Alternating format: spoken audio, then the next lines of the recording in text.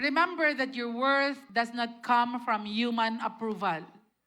Your worth does not come from human approval. Your worth is seen by God. Your worth comes from Him. And when you grow up confident that you know that you are loved by God, then diha magsugod igsuon that sa ikaupat nga anak, pagkatawo ni Judah, si Leah, ingon ang Bible, wala na siya naghuna-huna kung higugmaon pa siya sa iyang bana. Ingon si Leah, nganlan ako ni siya Judah because I will praise the Lord. Igsuon, grabing paningkamot ni Leah for years para i-love siya. Yet si Jacob, iya yung love si Rachel lang yun. And you know, sa ikaupat nga anak, ni-decide si Judah, I will pray. Ni-decide si Leah, nga ang ingalan na ko ani nga bata is Judah. I will praise the Lord. Praising the Lord will change your life. Praising the Lord will lead you to your purpose. Because number one, praising the Lord is a command by God. In Psalms 150 verse 6, let everything that has breath, praise the Lord. And you know, praising the Lord in every situation, meaning, dili lang ka magdaig sa Ginoo when all is well, dili lang ka magdaig sa Ginoo kung nindot kayong panghitabo, magdaig ka sa Ginoo sa tanan nga season. 1 Thessalonians 5:16 to 18. Unsay ingon dira? Give thanks to the Lord sa tanan, all circumstances. In Habakkuk 3:17 to 18, bahalag dili mamunga ang kahoy, ang fig tree. Grabe.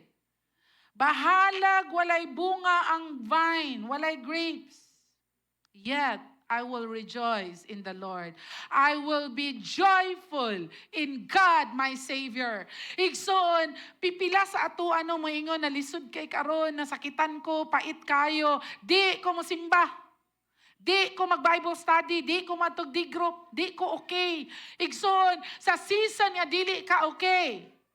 Sa season niya walay bunga. Sa season niya grabe kalisod. Praise the Lord. Because ang pag-decide nimo to praise the Lord will change the course of your life. Yawi siya igsoon para ma-align ka ngadto sa imong purpose. And lastly, praise is a weapon. In 2 Chronicles, what happened was, nagdayig sila sa Ginoo and their enemies were defeated. Igsoon, once musimba ka, once magdayig ka sa Ginoo, once magampo ka pag mata nimo sa buntag, i-choose nimo, thank you Lord, ang imong paminawon kay worship songs, sige kag ampo, sige kag kanta, naay problema, ma-amaze na lang ka imong problema masulbad. Amen? Kaysa imong utok, sige lag, saon ni pagsulbad, saon ni. Praise the Lord. And then God will give you ideas. Okay, mo ni buhata, kini ang next. But praising the Lord is a weapon. Amen? Igsoon, you may feel unloved today, but you are loved by God. The Lord sees you. Dili buta or bungol ang Ginoo sa imong situation, igsoon. Kita siya nimo.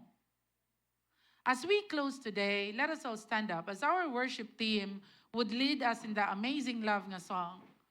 Just come to the Lord and say, Lord, I will stop trying so hard to be loved. I will stop nga maningkamot para ma-approve ko. I will stop nga maningkamot para makitaan ko. And remind yourself today that the Lord loves you so much.